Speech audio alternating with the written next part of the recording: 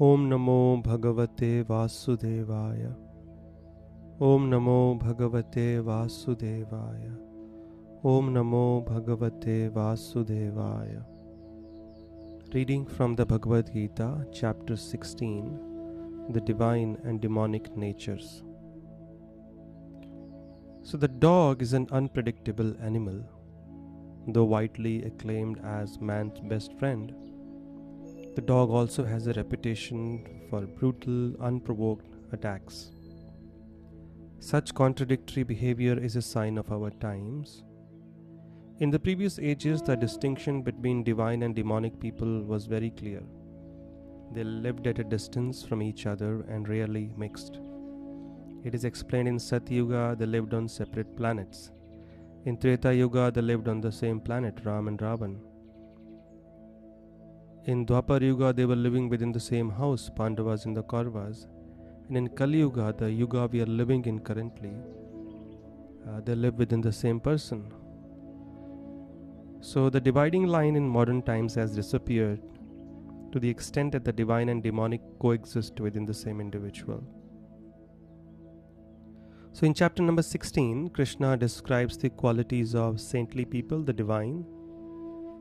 When I say the word saintly, it doesn't just mean those who are living in monastery wearing saffron robes. It means the ones having divine qualities.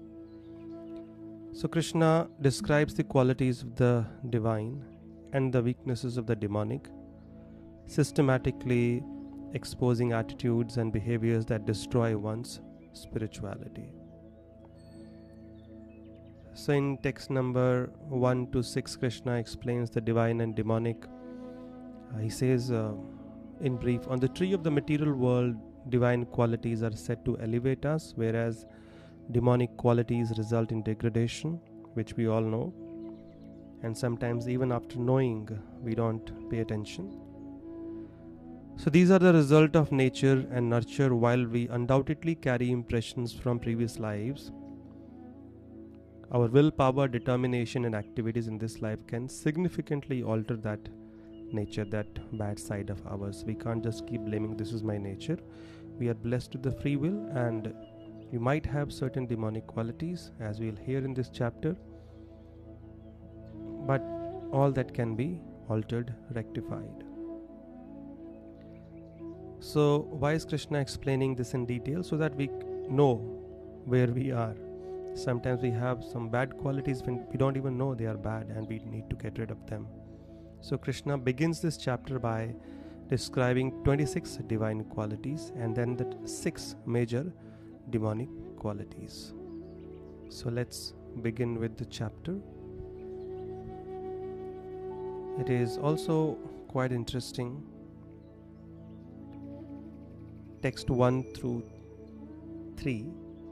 Shri Bhagavan Uvacha Abhayam Sattva Samshuddhir Jnana Yoga Vyavastitihi Danam Damascha Yagyascha Swadhyayas Tapa Arjavam Ahimsa Satyam Akrodhas Tyagah Shantir Apeshunam Daya Bhuteshva Aloluptvam Mardavam Hrir Achapalam Tejah Kshamadati Shaucham Madroho Nati Manita Bhavanti Sampadam Devim Abhijatasya Bharata.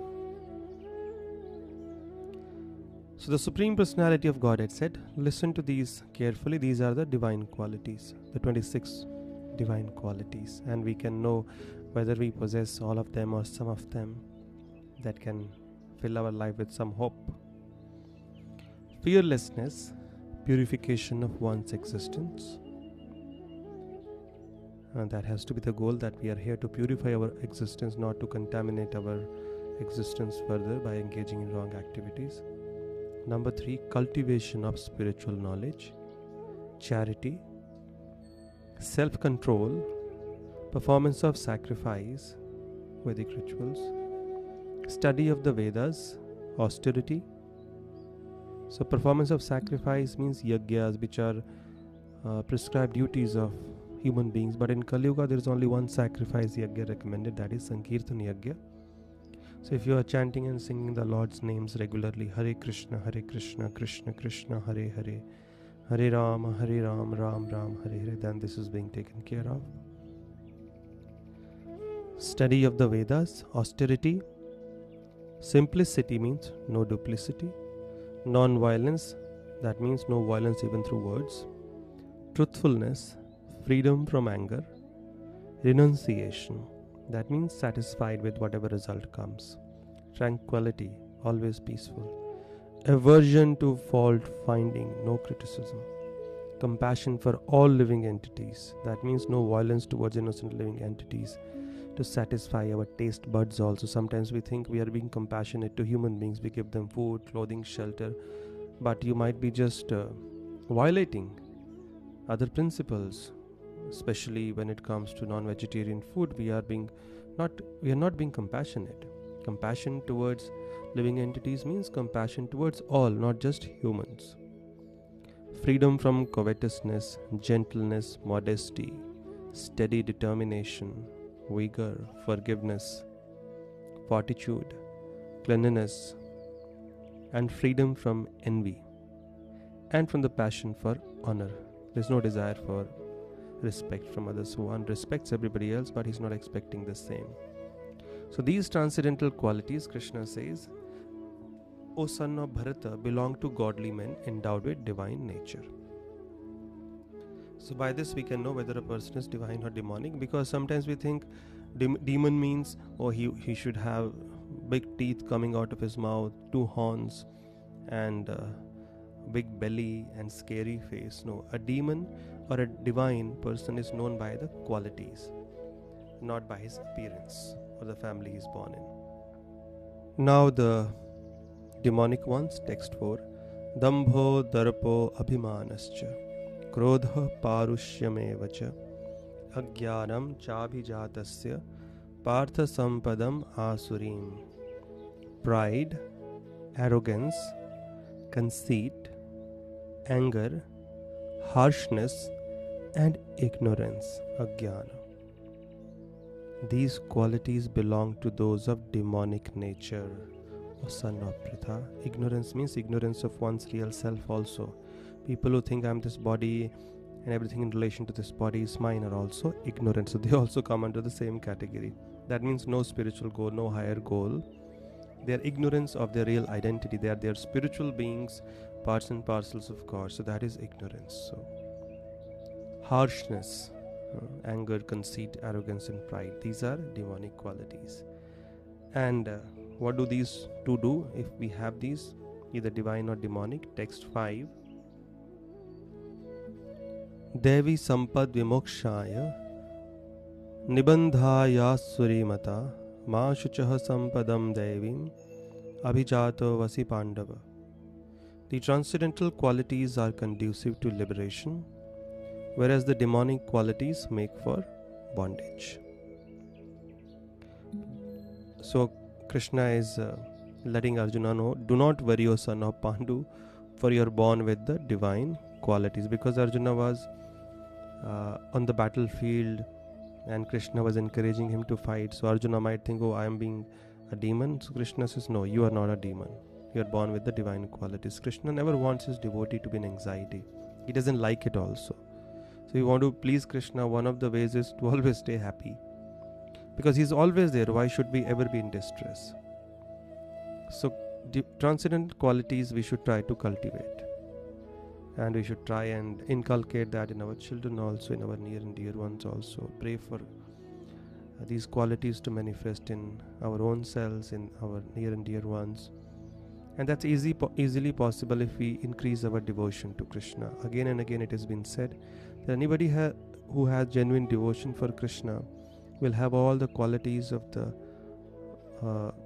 godly people manifest in his personality without any separate endeavor. So again Krishna says, in this world, Dvau bhuta sarga loke asmin daiva asura evacha devo vistarashah prokta asuram partha meshanu. O son of Pritha, in this world there are 2 kinds of created beings. One is called divine and the other demonic. I have already explained to you at length the divine qualities. Now hear from me of the demonic. Now Krishna is going to explain the demonic qualities in great detail, not just their qualities but their activities and their mentality as well. Text 7. Pravrittim cha nivrittim cha jana na vidurasuraha na shaucham napi chacharo na satyam teshu vidyate. Those who are demonic do not know what is to be done and what is not to be done. Neither cleanliness nor proper behavior nor truth is found in them. So not having cleanliness is also demonic. And they don't know what is to be done, what is not to be done. They can't discriminate because their intelligence is covered by their sins. Text 8. Asatyam apratishtham te jagadahur anishwaram aparasparasambhutam kimanyat kama hetukam. As I mentioned, demon doesn't mean somebody with long horns on his head, potted belly and scary face, shabby appearance. It's the qualities. So what is a demon eventually? Those people who are against God's will. We hear of the demons, they are always attacking the godly people in the past. So those who are against godly people and God's will, they will always act against God's laws, as we have heard in the past also. They will never allow peace to sustain in others' lives. So therefore they keep attacking sometimes the heavens, sometimes the human beings for no reason. They try to create disturbance. So here there is another category of demonic people. They say that this world is unreal with no foundation, no God in control. That means the atheists. They say it is produced of sex desire and has no cause other than lust. Another category. There is no God. It has just happened to people coming together. That's how human beings are born. But they can't explain where have the original human beings come from. Somebody must have given them birth, and that's how others are born, who has created the other human beings then before us. They can't even figure out their own origin, and they talk about they claim to know the origin of this whole universe. Childish. Text 9. And what are their activities? Etam drishtim avashtabhya nashtatmano alpabuddhayah prabhavanti ugra karmanah kshayaya jagato hitah. Following such conclusions, the demonic, who are lost to themselves and who have no intelligence, engage in unbeneficial, horrible works meant to destroy the world. This is something which needs no explanation. They only are thinking about destruction, either through their words or actions, to destroy others, destroy the world. People who are envious try to pull somebody else down. They are harsh in their speech, to demean someone. These are all qualities of demons, and anybody who exhibits these qualities, we may not address them as demons, but these are demonic qualities. And if we have these, we should try and get rid of these. And that can happen by trying to increase our devotion for the Lord. The demonic qualities will automatically subside, because Krishna is very expert at killing demons. So we should, instead of trying to fight it out against our demonic nature, oh, I have to avoid this, I have to avoid that, try to bring Krishna into your life as much as possible. Try to become more and more Krishna consciousness by chanting his names, hearing about him, reading from scriptures like Gita, Bhagavatam, Ramayana. That way, worshipping his deity form, associating with devotees. That way, the demonic qualities will be starved to death. And secondly, whenever such demonic propensities try to overpower, we don't pay much attention. Let them come and go. Mind will throw desires, but just because the desires are popping up doesn't mean we need to fulfill them also. Text 10, further, the demonic people. Kamam ashritya duspuram dambhamana madanvitaha mohat grihitva sadgrahan pravartante ashuchivrataha. Taking shelter of insatiable lust and absorbed in the conceit of pride and false prestige, the demonic, thus illusioned, are always sworn to unclean work, attracted by the impermanent. That means they're always just after immediate gratification, immediate enjoyment. They don't think about the future. They don't think about long-term happiness. Unclean work. They don't care how that happiness, immediate happiness comes. They're proud. They're enamored by false prestige. If somebody praises them, they feel very happy. They are under illusion thus. Text 11 and 12. Chintam aparimeyam cha pralayantam upashritaha kamopabhoga parama etavaditi nischitaha asha pasha shatervaddhaha kama krodho parayanaha ihante kama bhogartham anyayenartha sanchayan. And they believe that to gratify the senses is the prime necessity of human civilization. Eat, drink and be merry. That is their philosophy, demonic. Thus, until the end of life, their anxiety is immeasurable. Bound by a network of hundreds of thousands of desires and absorbed in lust and anger, they secure money by illegal means for sense gratification. And to enjoy, they can go to any extent. They can manipulate, they can do anything, they can cheat. They will go to any extent because their goal in life is to just enjoy their senses and no higher goal, no spiritual culture. It's all in the category of demons. And what do they think? What is their mentality? Text 13 to 15, Krishna explains, Idamadya maya labdham imam prapasya manoratham idamastidamapi me bhavishyati punardhanam asau maya hatah shatrur Hanishye chaparanapi ishwaroham aham bhogi siddhoham balavan sukhi adhyo abhijanvanasmi koanyo asti sadrisho maya yakshe dasyami modishya iti ajnana vimohitaha. The demonic person thinks how carefully Krishna has analyzed the demonic mentality. So what does a demonic person think? He thinks so much wealth do I have today, and I will gain more according to my schemes. They have many plans in place to acquire more and more wealth. So much is mine now, and it will increase in the future, more and more. He is my enemy, and I have killed him, destroyed him, defeated him, and my other enemies will also be killed. I am the Lord of everything. I am the best. I am the enjoyer. I am perfect, powerful and happy. I am the richest man, surrounded by aristocratic relatives. There is none so powerful and happy as I am.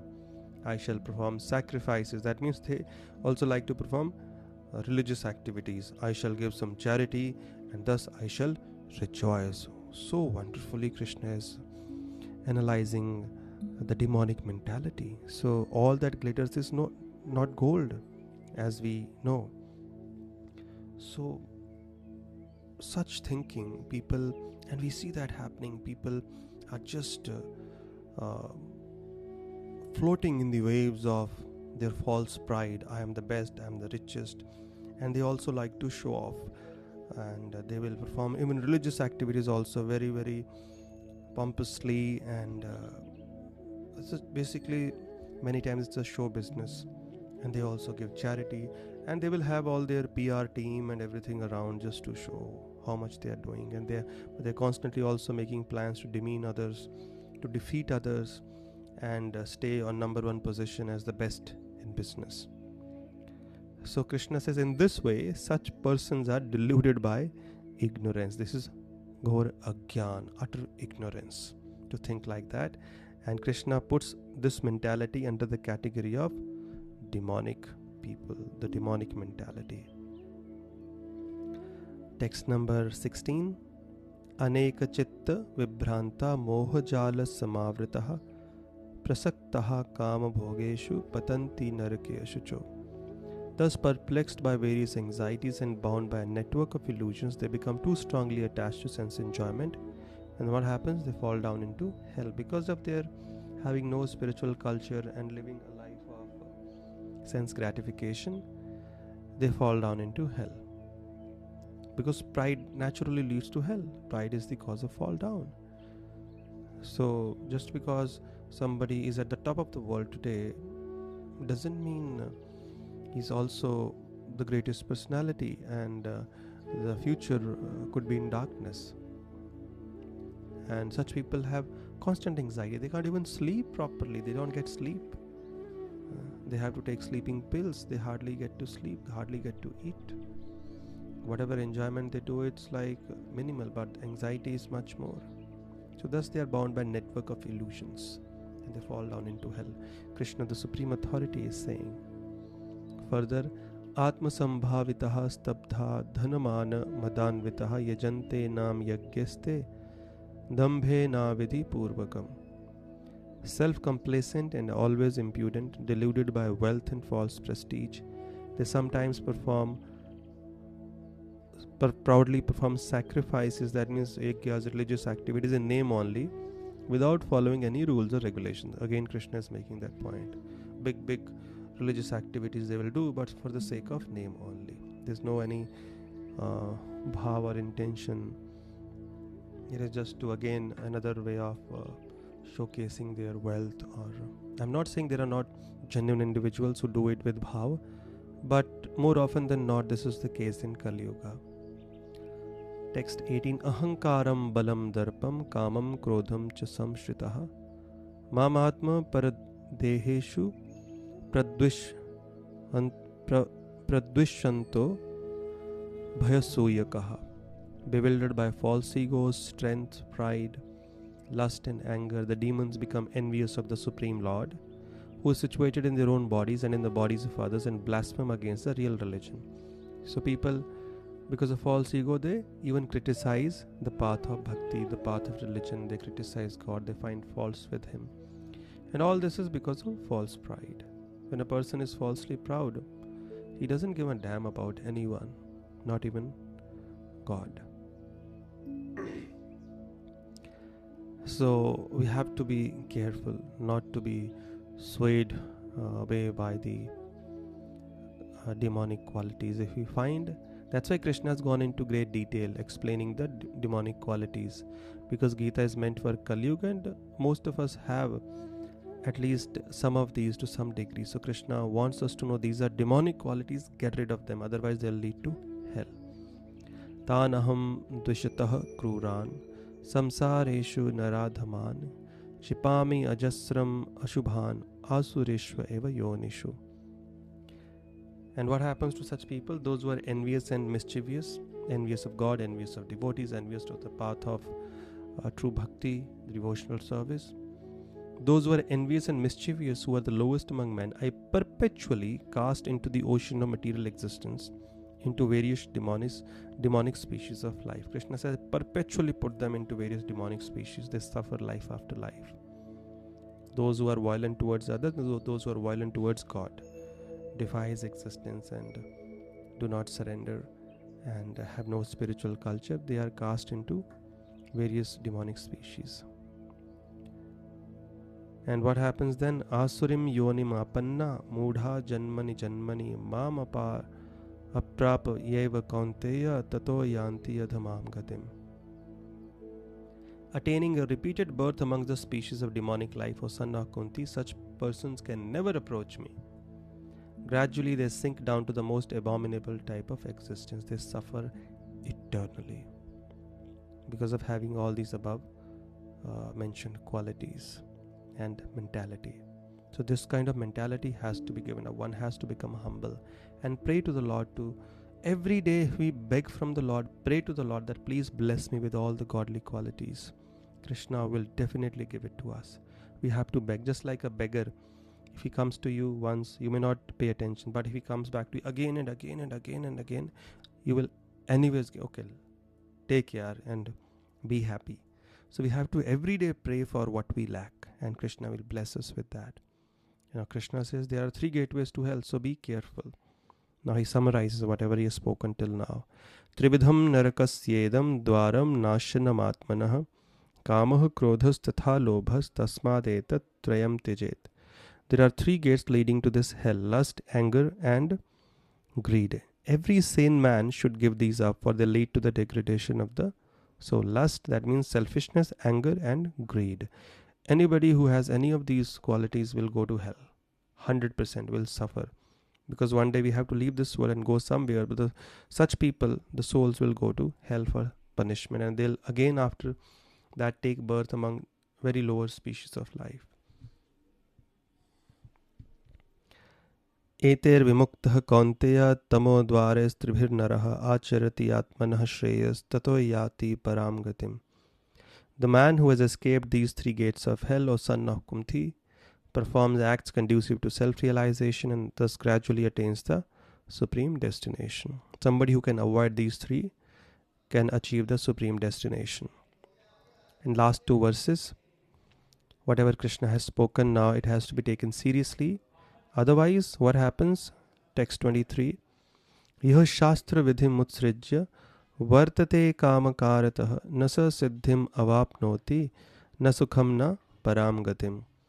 He who disregards scriptural injunctions and acts according to his own whims attains neither perfection nor happiness nor the supreme destination. So anybody who does not have faith in the words of scriptures, which are God's word, will have no perfection, no happiness, and supreme destination will also be denied to such a person. He'll continue to go through miseries. It's a fact. The supreme authority, the Creator himself, is saying this. So it has to be taken seriously. Every word in the scriptures is the word of God. And therefore Krishna says, the last verse, Tasmat Shastram Pramanam Te Karya Karya Vyavasthitau Gyatva Shastra Vidhanoktam Karma Kartum Iharhasi.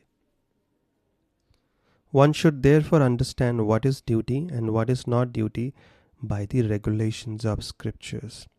I have spoken this many a times and I always keep repeating, our right and wrong should not be based on social media posts, opinion of the majority, what the world thinks like, or our own whims and fancies, because ultimately we are held accountable for whatever we speak and do, and that accountability is on the basis of the law books, which are the scriptures. So whatever you do, whatever choices you make has to be based on the scriptural regulations, because based on that the soul is judged, we are judged. So therefore we have to regularly hear from scriptures what is to be done and what is not to be done. People can say whatever they want to, but you refer to scriptures, because everyone has to fly his own plane. So we will be judged individually. And knowing such regulations, Krishna says, knowing such rules and regulations, one should act so that he may gradually be elevated. We should work towards elevation of consciousness, not degradation of consciousness. And Krishna has explained the qualities of demonic, the qualities that degrade and the qualities that elevate. So we should be very careful to focus on the qualities, activities, speak those words which will elevate us and thus help us achieve the highest destination. Save yourself from the demonic qualities and cultivate the divine by engaging in the devotional service of the Lord, which is the easiest, quickest, and the surest way. Thank you so much.